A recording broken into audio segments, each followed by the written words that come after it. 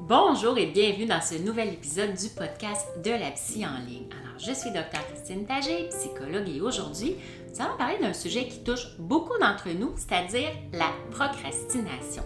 Donc, ensemble, nous allons explorer les causes, les conséquences et surtout des stratégies à mettre en place pour surmonter cette mauvaise habitude, on pourrait dire, ou du moins cette habitude.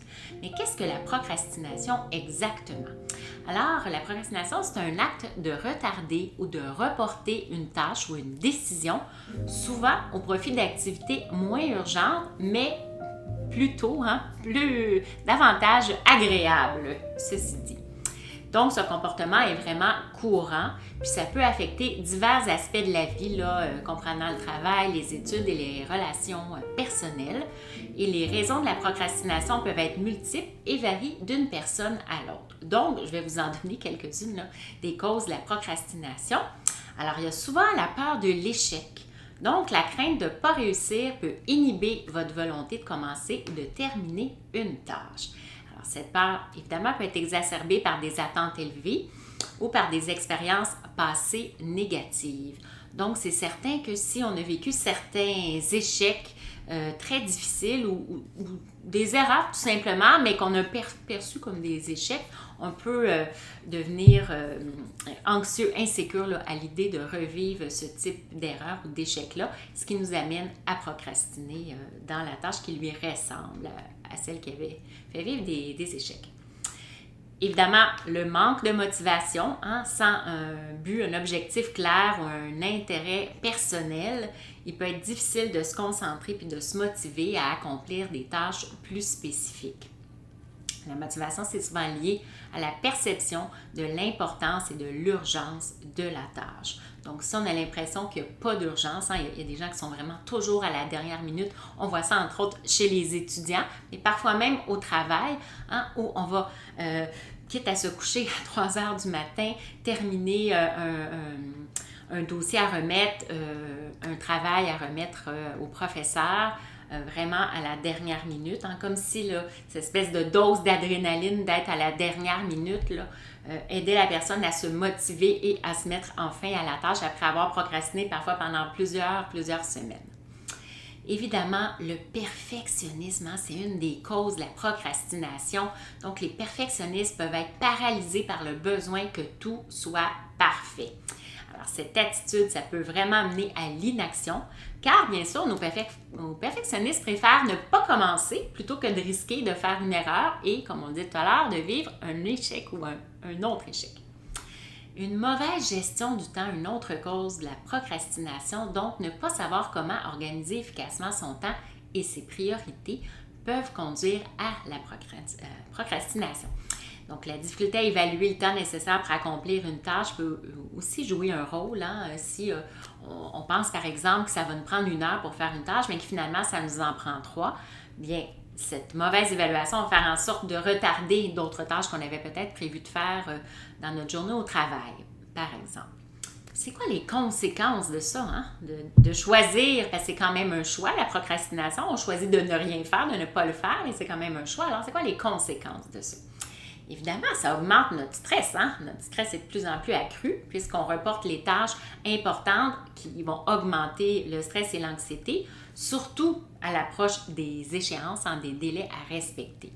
Donc, ce stress, bien sûr, peut avoir des effets négatifs sur la santé mentale et physique et augmenter notre super charge mentale qu'on porte toujours de façon invisible sur nos épaules.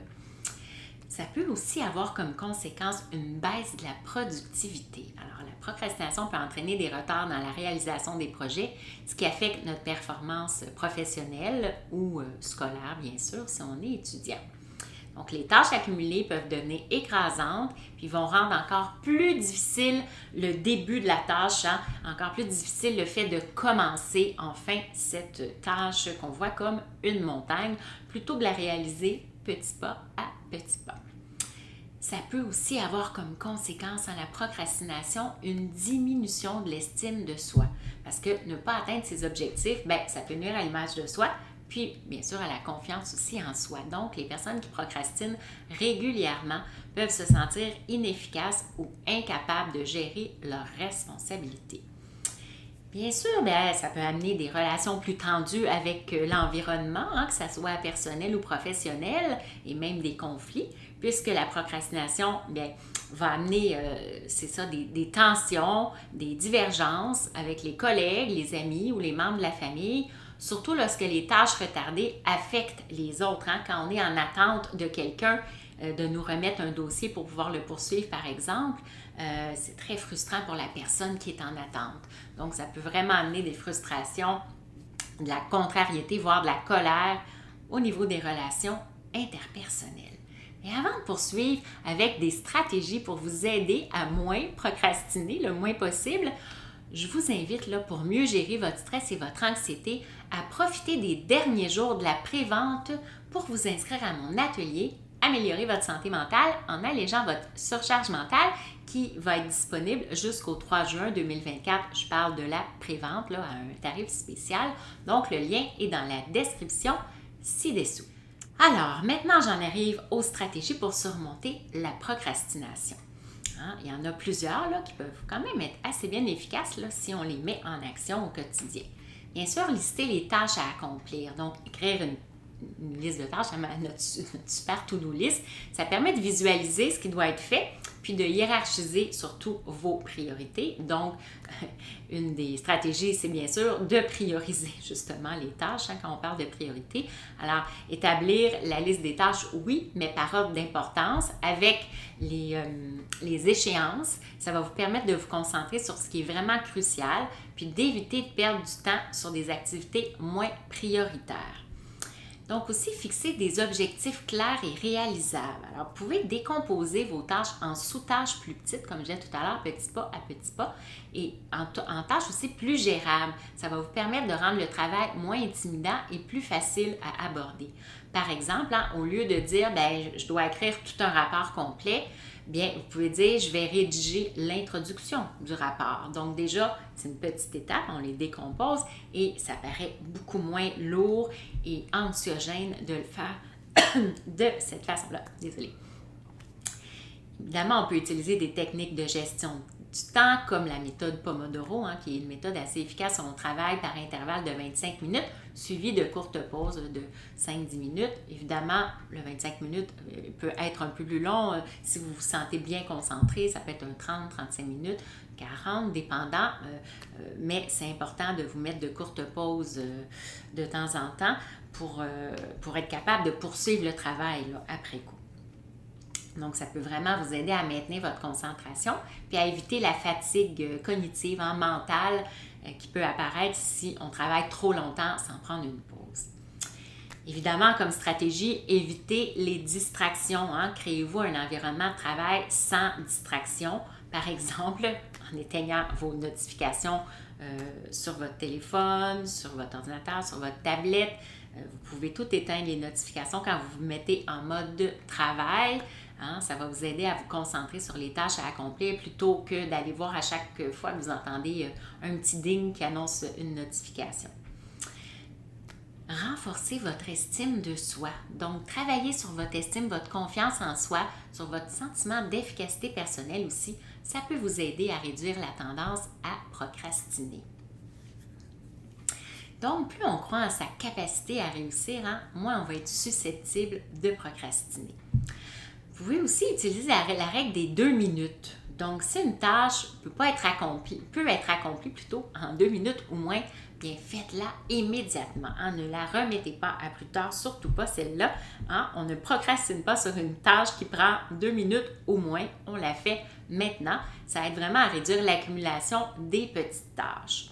Vous pouvez aussi vous fixer des délais plus courts. Donc, attribuez-vous des périodes de temps courtes pour chaque tâche. Ça peut réduire votre sentiment de lourdeur puis augmenter votre productivité. Vous pouvez aussi, comme stratégie contre la procrastination, créer un environnement qui est propice au travail. On le disait tantôt, éliminer les distractions, organisez votre espace de travail de façon confortable. Ayez tous les outils nécessaires à portée de main. Ça peut vous aider à mieux vous concentrer puis à travailler de façon plus efficace. Aussi, j'en parle souvent, mais pratiquez l'autocompassion. Donc, soyez indulgent, tolérant envers vous-même. Acceptez que tout le monde procrastine de temps en temps. C'est normal. Si vous avez une mauvaise nuit, par exemple, vous avez fait de l'insomnie, vous vous sentez un peu enrhumé, pas si malade, mais un peu, sur le bord de l'être, le petit mal de gorge qui apparaît. Ou si vous vivez bien sûr une période difficile au niveau émotionnel, dans vos relations interpersonnelles, peut-être que vous vivez, je ne sais pas, une séparation, une perte d'emploi, peu importe. Alors c'est correct de vous donner du temps, puis de procrastiner de temps en temps sur des tâches quand même importantes. C'est correct de le faire pour prendre soin de vous. Donc, vraiment, soyez bienveillant envers vous-même, ayez de l'autocompassion dans ces moments-là principalement. Donc, de le faire, bien, ça va vous aider à vous concentrer sur le progrès plutôt que sur la perfection, ce qui va aider à maintenir une attitude positive puis à réduire le stress. Alors, c'est tout pour cet épisode sur la procrastination. Je vous remercie grandement de m'avoir rejointe aujourd'hui sur le podcast de la psy en ligne.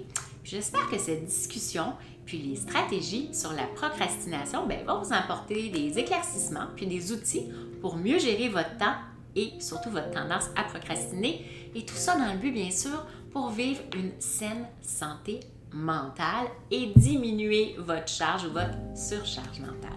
Alors, comme toujours, je vous dis, prenez bien soin de vous et de votre mise en action avec bienveillance. Au revoir!